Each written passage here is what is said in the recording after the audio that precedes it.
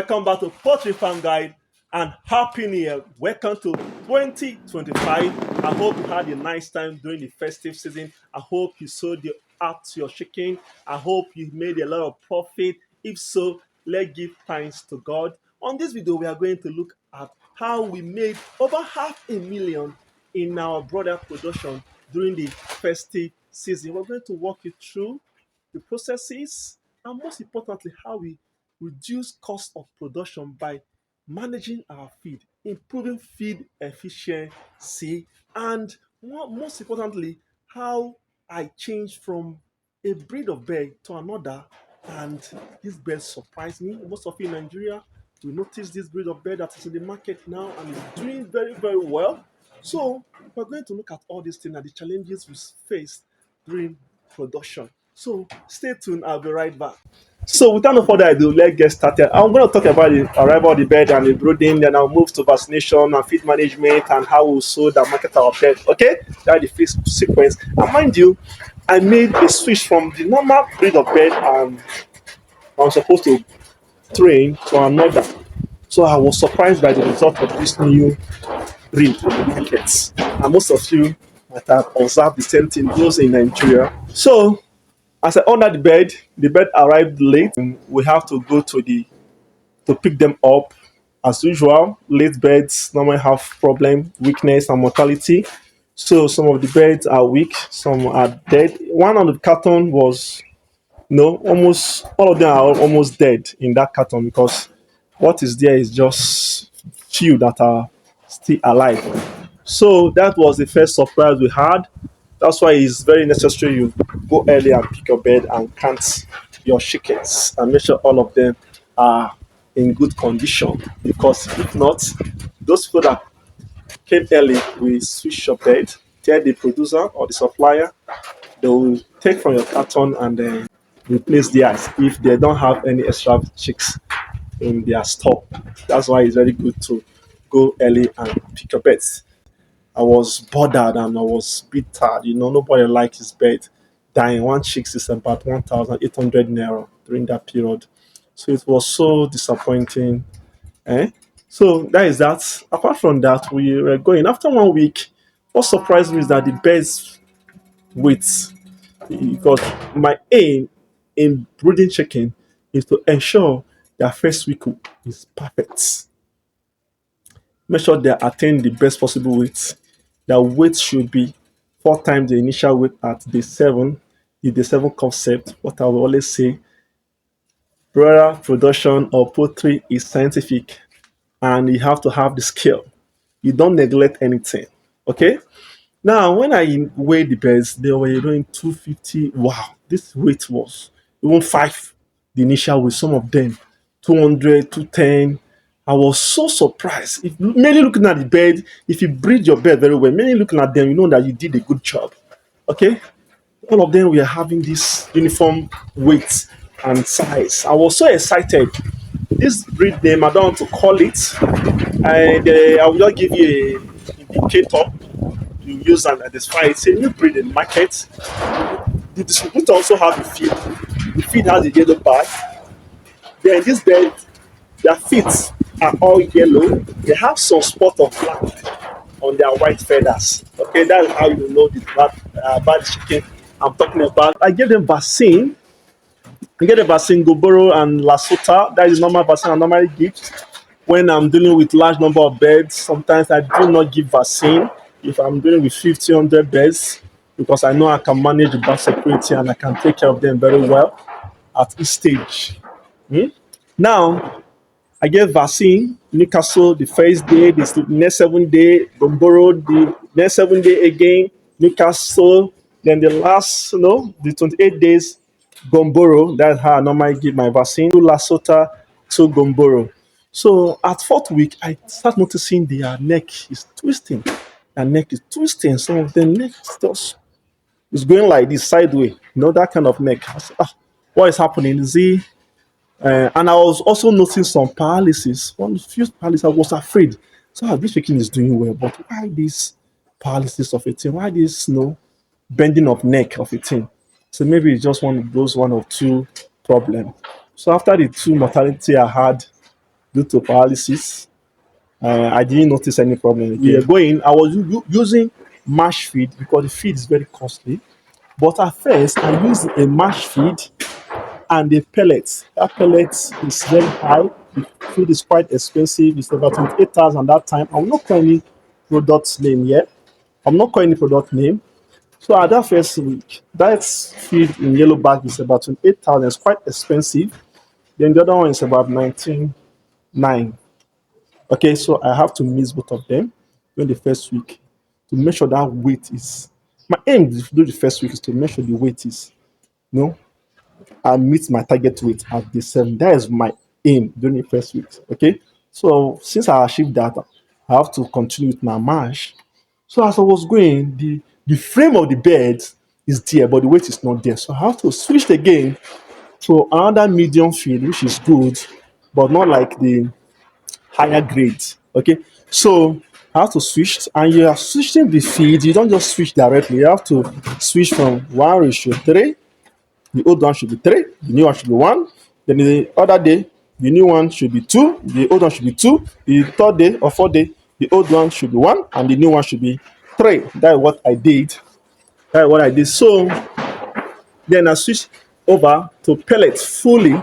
So I have to switch to mash to pellets. I have to do this stepwise switching to avoid problem. So the first 3 days, the bird were not eating as usual. They normally rushed at me, towards me when I entered the pen to feed them. But these days, during that first 3 days, they were slow in their eating. Probably the system is adapting to the feed.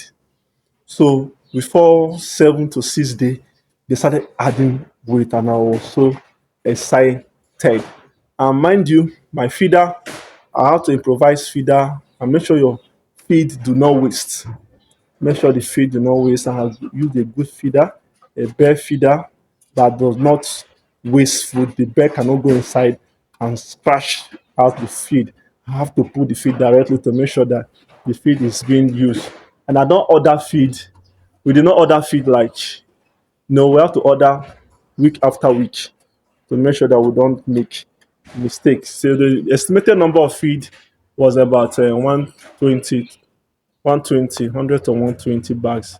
But surprisingly, we use only 88 bags at the end of the production. We could have even saved more bags, like 7 to 6 bags, if we knew that the bed will probably perform like this. So the beds did very well. The beds did very well, and they are responsive to drugs. When they have any problem, they are responsive to drug. The first problem is their normal coccidiosis they normally have during the 6 to 7 weeks. So I gave them anticoccidial drugs, and they responded quite effectively. So the next challenges I have after selling off the female, because the 6 to 7 weeks we sold most of the female, and we left the male for after Christmas to January, when they will be doing Thanksgiving. So we sold the male. The cost of production for everything is about 7,800 naira. Let me say 8,000 naira in the cost of production. It's quite good. Other people were estimating for me 10,000 plus. So due to the breed of bird I have to we did this period, the cost of production reduced because the breed of birds matters. How your bird converts feed is very essential, and the quality of feed you use is so very essential. We're going to put our other beds by the end of January, and I'm going to order that beds about 1,000. Let me test the beds again if you will give me the same results, and let it not be it is a fluke or just luck. Okay, because it is a new product. The brother chicks that are new in the market, so I'm going to test them again. Okay, so the cost of production is about it's approximately 8,000 naira. Then during festive season, we sold the by then already 8 weeks we sold 13,000 naira, 13,000 naira, 11 to 13,000 naira the made bed, depending on the size or the weight. Still to middlemen, because sometimes you don't have to. We could have made more than that. We could have made a million if we want to, but sometimes we only have customer These middlemen are people who will help you during normal season when people have gone home, have gone back normal season. So during this time, you give them beds for them to sell. You still make your profits, but don't be too greedy that you want to sell direct, because we have two type of middlemen. You, the producer, we have the first middleman, another middlemen, those ones buy higher than consumers. Okay, so I normally give to them, they just come, they can resell to the other middlemen, which we take it to the city to sell. Okay, so if I want to be greedy, if I want to make more profits, I'll easily just circumvent those first middlemen and sell to the final middleman, or I can even sell most to the consumer, but it will cost me stress, and I don't want that. Okay, we sold all the beds. The surviving bed is about 457 out of 500. The mortality was high. The mortality was high though, because it was not too high, but it was high anyway, due to because normally my mortality is always below 4%. But this one is quite above it. Okay, so we have to do with it, and at the end, we made about 16% profit out of it. We put in about 3.7 million for 500 beds.